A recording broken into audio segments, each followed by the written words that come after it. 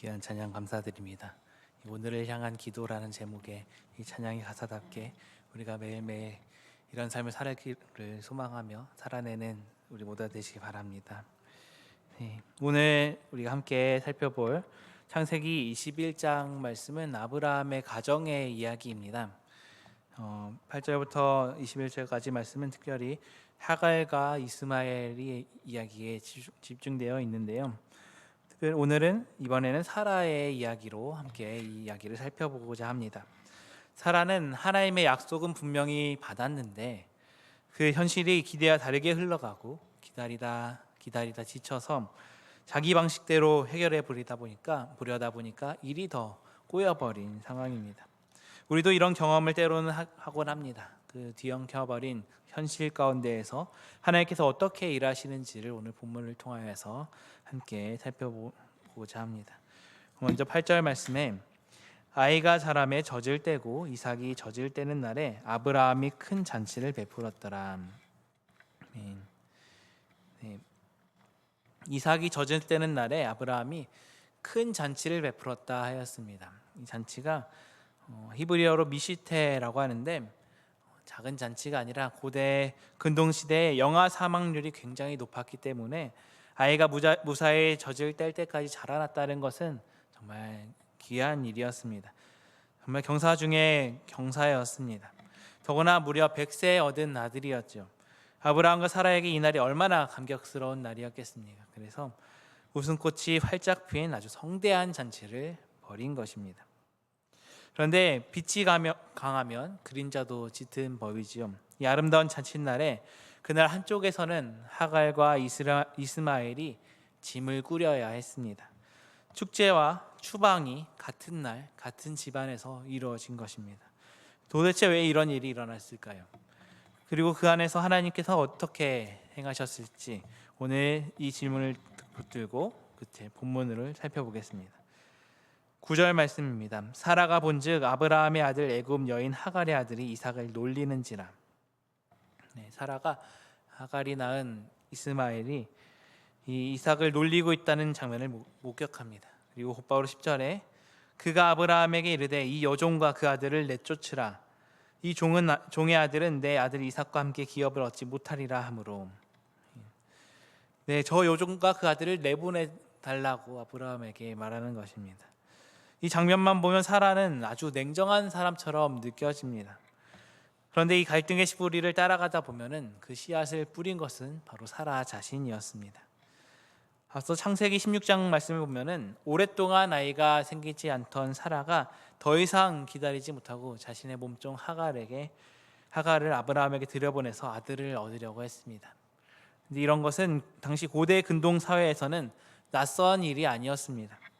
기원전 2000년대 메소포타미아 지역의 누지라는 곳에서 발굴된 결혼 계약 문서들이 있습니다. 여기서 보면은 아내가 아이를 낳지 못할 경우 남편에게 여종을 들여 아들을 얻게 해주어야 한다라는 조항이 결혼 계약서에 명시되어 있다고 합니다. 사라의 행동은 당시 사회 기준으로는 현실적인 선택이었던 것입니다. 그런데 문제는 동기였습니다. 분명 하나님께서 내게서 자손이 나올 것이다 라고 약속하셨음에도 불구하고 사라는 그것을 기다리지 못했습니다. 이렇게 해도 안 되면 어떡하지? 하나님의 방법으로는 너무 늦은 것 같은데 나는 조급함에 밀려서 행동했습니다. 그래서 하나님의 때를 기다리는 대신에 내 손으로 먼저 해결해 보려고 한 것입니다. 그 결과가 어떻게 되었습니까? 오랜 시간이 지나서 그 결과가 더 크고 복잡한 갈등이 되어서 돌아온 것입니다. 우리에게도 이런 경험이 있지 않습니까? 하나님을 기다리다 지쳐서 내 방식으로 먼저 행동해 보려는 것. 그러다가 나중에 그 결과를 감당해야 하는 경우 말입니다. 아브라함과 사라만의 이야기가 아닙니다. 조급함이 뿌린 씨앗은 언제나 예상보다 큰 열매로 돌아옵니다. 그리고 21절 이후에 보시면 아브라함이 다음날 아침 일찍에 하갈의 어깨에 먹거리와 물 한 가죽 부대를 지어서 보냈습니다. 단 하나의 가죽 부대라고 하였습니다. 당시 브엘세바 광야는 낮 기온이 40도를 훌쩍 넘는 곳이었습니다. 물 한 가죽 부대는 얼마 가지 못하는 양이었습니다. 하루 이틀이면 바닥날 양이었습니다. 결국에 15절에 보면 가죽 부대의 물이 다 떨어져 버렸습니다. 하갈이 더 이상 걸어갈 힘도 없어진 이스마엘을 덤불 아래에 눕힙니다. 그리고 16절에 보면 이르되 아이가 죽는 것을 참아 보지 못하겠다 하고 화살 한바탕 거리 떨어져 마주 앉아 바라보며 소리내어 우니. 화살 한바탕 거리만큼 떨어졌다. 이 거리는 한 50m에서 100m 정도 되는 화살을 쏘았을 때 그것이 날아가는 거리입니다. 거기서 아이가 죽어가는 모습을 차마 눈앞에서 볼 수 없어서 그만큼 떨어져서 보면서 앉아 울었던 것입니다. 타는 듯한 햇볕 아래 덤불 그늘 밑에 쓰러져 있는 아들, 그 아들 곁에 다가갈 수도 없고 떠날 수도 없는 어머님, 아무것도 해줄 수 없다는 그 절망감이 얼마나 가혹했겠습니까? 이 하갈이 서 있는 자리가 이런 자리였습니다. 가진 것도 없고 갈 곳도 없고 기댈 사람도 없는 인간이 마주할 수 있는 가장 처절한 바닥입니다. 우리의 삶에도 이런 자리가 있나요? 더 이상 방법이 없는 것 같은 막막함, 도무지 답이 안 나오는 그런 상황. 하갈이 아들 곁 50m 거리에서 주저앉아 울었던 그 자리가 어쩌면 오늘 이 자리 안에도 있을 줄 압니다. 그때입니다. 17절 말씀입니다. 하나님이 그 어린아이의 소리를 들으셨으므로 하나님의 사자가 하늘에서부터 하갈을 불러 이르시되 하갈아 무슨 일이냐 두려워하지 말라 하나님이 저기 있는 아이의 소리를 들으셨나니. 그래서 하나님이 그 어린아이의 소리를 들으셨다라고 기록하고 있습니다. 이 한 문장이 오늘 본문 전체를 뒤집습니다. 하나님은 그저 팔짱만 끼고 멀리서 지켜보고 계신 분이 아니었습니다. 아브라함 집안의 잔치집에서 멀리 쫓겨나 광야에서 숨이 끊어져 가고 있는 그 아이의 신음소리까지 하나님께서는 다 듣고 계셨습니다. 여기서 이 아이의 이름 이스마엘의 이름의 뜻이 떠오릅니다. 이스마엘은 하나님께서 들으신다라는 뜻을 가지고 있습니다. 이 이름 창세기 16장에서 하갈이 처음 광야로 도망쳤을 때 하나님께서 직접 지어주신 이름입니다.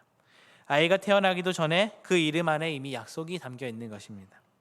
그리고 지금 하나님께서는 그 이름의 약속을 광야에서 직접 이루어 주십니다. 그래서 천사가 묻습니다. 하갈아 무슨 일이냐 두려워하지 말라 하나님이 저기 있는 아이의 소리를 들으셨나니. 무슨 일이냐라고 물은 것은 하갈에게 정말 어떤 일이 일어나는지 몰라서 물은 것이 아닙니다. 하나님께서는 이미 다 알고 계셨습니다. 이것은 절망에 빠져 고개를 숙인 하갈을 일으켜 세우는 질문입니다. 나는 여기 있다, 나는 내 곁에 있다 라고 불러 세우시는 모습입니다. 그런 사랑의 부르심입니다. 그리고 19절 말씀에 결정적인 장면이 펼쳐집니다. 하나님이 하갈의 눈을 밝히셨으므로 샘물을 보고 가서 가죽 부대에 물을 채워다가 그 아이에게 마시게 하였더라. 하나님께서 하갈의 눈을 밝히시니 샘물이 보였다. 샘을 하갈이 발견했다는 것입니다. 그래서 눈을 밝히셨다라는 히브리어가 파카흐인데 이것은 그저 그냥 눈을 뜬 것이 아니라 보지 못하던 것을 보게 하시는 하나님의 기적적인 개입을 가리키는 단어입니다. 이 단어는 이사야 35장 5절 말씀에서도 나옵니다. 그때 눈먼 자들의 눈이 밝아질 것이며 에서 쓰인 이 단어가 파카흐입니다. 맹인의 눈을 여시는 그 능력과 같은 단어입니다. 그런데 하갈이 발견한 샘은 언제 생긴 것일까요? 성경은 하나님께서 그 자리에 샘을 새로 갑자기 만드셨다라고 기록하지 않았습니다. 어쩌면 그 샘은 처음부터 거기 있었을지도 모릅니다. 다만 절망과 두려움에 눈이 완전히 가려진 하갈이 그것을 보지 못했던 것입니다. 우리 하나님은 없는 것을 만들어 주신 것이 아니라 이미 예비해 두신 것을 그 샘물을 볼 수 있도록 하갈의 눈을 열어 주신 것입니다. 이것이 우리에게 묻는 것이 있습니다. 지금 내 광야에 정말 샘물이 없을까? 없는 것일까? 아니면 절망이 내 눈을 가리고 있는 것일까? 우리 하나님께서는 이미 우리 곁에 이미 예비해 두신 은혜가 있습니다. 이것이 오늘 우리가 구해야 될 것입니다. 주님, 저의 눈을 열어주세요. 이미 예비하신 은혜를 볼 수 있게 해주세요 라고 구하시기 바랍니다. 이제 오늘 본문의 제목으로 돌아오겠습니다. 열국의 어머니로 부르심. 그런데 여기서 의문이 듭니다. 오늘 이야기의 주인공은 분명 하갈인데 왜 제목은 사라에 관해서 적었을까? 창세기 17장의 말씀을 보면 하나님께서 사라의 이름을 바꿔 주십니다. 이것은 바로 열방의 어머니라는 뜻의 사라로 바꾸신 것이죠. 단지 이삭 한 명의 어머니가 아니라 수많은 민족과 왕들의 어머니가 되리라는 놀라운 약속의 말씀입니다. 그런데 오늘 본문에서 사라는 어떻게 행동했습니까? 수많은 사람들의 어머니가 되어야 하는 그 사라가 이삭 하나를 지키기 위해서 하갈과 이스마엘을 광야로 내몰았습니다. 열국의 어머니라는 이름을 가진 사람이 정작 가장 가까운 곁에 있던 하갈과 이스마엘을 품지 못했던 것입니다. 그런데 사라가 돌보지 못한 하갈과 이스마엘을 우리 하나님께서 친히 찾아가 돌보셨습니다. 그것이 여기서 정말 놀라운 점입니다. 천사를 보내시고 눈을 여셔서 샘물을 발견하게 하셨습니다. 그리고 이스마엘에게 내가 저 아이에게서 큰 민족이 나오게 하겠다라는 약속을 하셨습니다. 하나님께서 사라가 감당하지 못했던 그 자리를 직접 하나님께서 채우신 것입니다. 이것이 바로 하나님의 신실하심입니다. 우리의 실수와 좁은 마음에도 불구하고 우리 하나님께서는 당신의 약속을 스스로 지키십니다. 또 동시에 사라에게 주어진 열국의 어머니라는 칭호가 부끄럽지 않도록 하나님께서 그 허물을 하나님의 은혜로 덮어주셨습니다. 이 열국의 어머니라는 부르심은 그저 멋진 칭호가 아닙니다. 그것은 내 울타리 밖에 있는 사람들, 내가 아니면 아무도 돌볼 것 없는 것 같은 그런 사람들을 향해서 눈을 돌리라는 사명의 부르심입니다. 하나님께서 우리에게 주신 부르심의 자리가 클수록 그에 걸맞는 마음의 크기도 요구되는 것입니다. 영국의 심리학자 존 보울비라는 사람은 애착 이론이라는 것을 주장하였습니다. 아이가 건강하게 세상을 탐색하고 두려움 없이 살아가는 것은 언제든 돌아갈 수 있는 안전한 기지가 있기 때문이라는 것입니다.